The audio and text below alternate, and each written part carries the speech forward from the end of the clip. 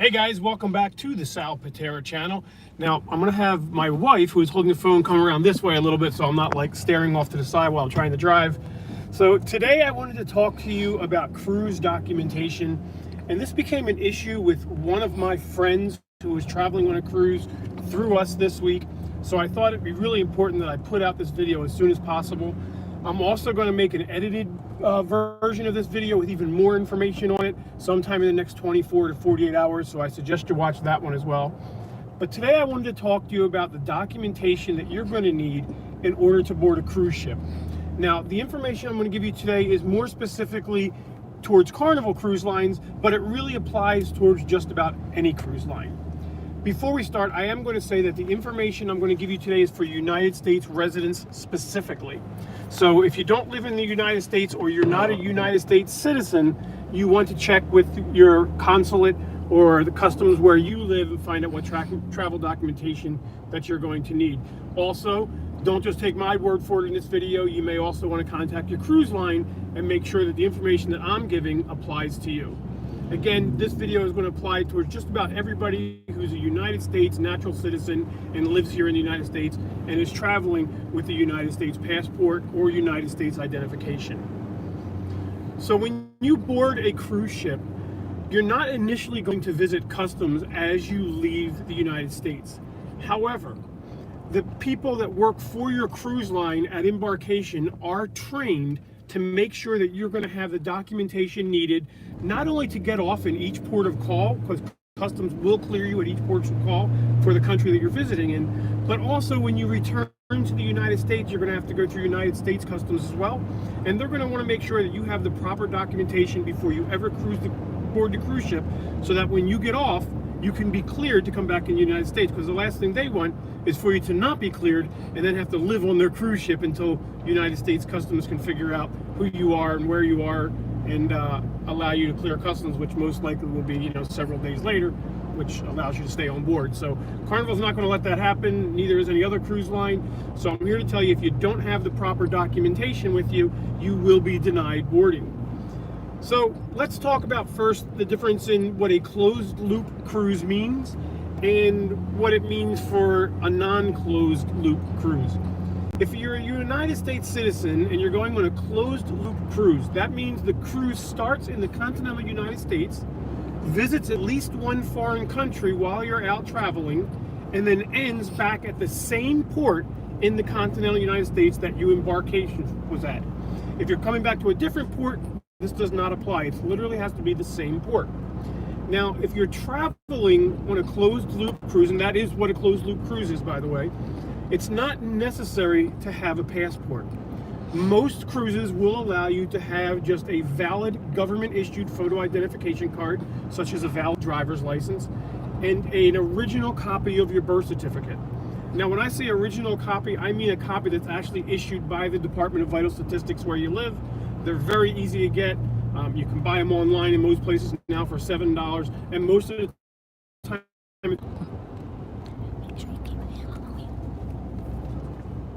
And we're back. Okay, and we're back. Sorry about that. We lost connection for a second.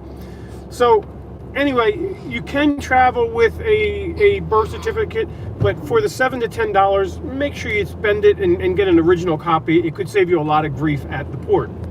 Now, that being said, whether you're on a closed loop cruise or not, I strongly recommend traveling with a valid passport. And the reason why is simple. First of all, it's going to be a lot easier with customs if you have a passport. But let's say, God forbid, you stop at one of your ports of call in another country, and something happens. You get sick, end up going to the hospital, or an excursion comes back late, or your cab breaks down and you come back late, and for some reason you miss the ship coming back to America. You're going to have a lot harder of a time getting back if you don't have a valid passport than if you just have a birth certificate and driver's license. I'm not saying that you won't get back, but it'll be a lot harder to get back and you have to go through a lot more loops. So if at all possible, it takes about 6 to 8 weeks to get a valid passport.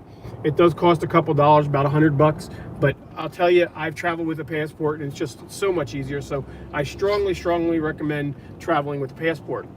Now, that being said, even with a passport, I still bring a valid identification card and my birth certificate, because I'm under the philosophy of better to have more than less. And if you've ever seen anybody get denied boarding on a cruise ship, which unfortunately one of my customers was just denied last week, and a good friend of mine, somebody in his party was denied, I'll tell you, it is heartbreaking. And if it's you, it's only because you didn't plan properly. So you gotta have at least a birth certificate and driver's license if it's a closed loop cruise, and we recommend a passport. Now here's a tip for you. Make photocopies of them anyway and put them in a separate piece of luggage other than what you're carrying with you. And also take your phone out. Almost every phone has a camera on it now, and take a picture of your driver's license, take a picture of your birth certificate, take a picture of your passport. And here's the reason why. If something were to happen and you lose, my wife is telling me something, she's mouthing something, go ahead. As well as the marriage license to show proof of change. I was getting to that. Take a picture of those things, and here's the reason why. If you happen to lose those items on the way to your cruise, I know on this last cruise where my friends were boarding, when they called me before their cruise, one of the people in their party had lost their driver's license. And Carnival was going to make an exception if they had had a picture of their driver's license on their phone, but they did not. And unfortunately, she was denied boarding and was not allowed to board the cruise ship. And I'm here to tell you there's no exceptions to that rule. If you don't have the proper documentation, you will be denied boarding and the ship will sail away without you. So do yourself a favor, make sure you have that. There's nothing worse, and I see people all the time tell me, oh, it's no big deal. I'm not going to lose my stuff, so I don't need to make copies or take pictures of it. But I'm telling you, it happens on almost every sailing. You see people denied boarding, and it's very sad. So let's talk about a couple of other things that you're going to need in order to travel on board. And first of all, if you've changed your last name for any reason, whether it's just been changed because you felt like changing it and it was legally changed, or ladies, if you got married and you changed your last name, you're also going to bring a copy of your marriage license. So make sure you have that, because you will need proof of why your last name is different on your birth certificate than it's going to be on your photo identification. Now, if you have a passport and it's under your new name, then you don't have to worry about it, because your passport rules all, and that's why we strongly recommend a passport. And the last thing I want to talk to you about is if you're traveling with children. And if you're a single parent, or you split up with the birth child's parent, okay, I'm saying that. I think you know what I mean. And one of the parents is not cruising. I strongly recommend, and one of them isn't a recommendation, you have to have it, is a notarized letter from the parent that's not going, saying that you have permission to take that child on a cruise and to the different countries that the cruise ship may stop. So I would recommend it read something like, I give so-and-so permission to take my son on the Carnival Glory on this date, understanding that he will be stopping at these ports, and if ports are to be changed, I authorize him to stop at any ports that the cruise line stops on during this voyage. And you're going to need to have that. It's not always asked for, but if they do ask for it and you don't have it, your child could be denied boarding, in which case you're probably not going to cruise either, I would imagine.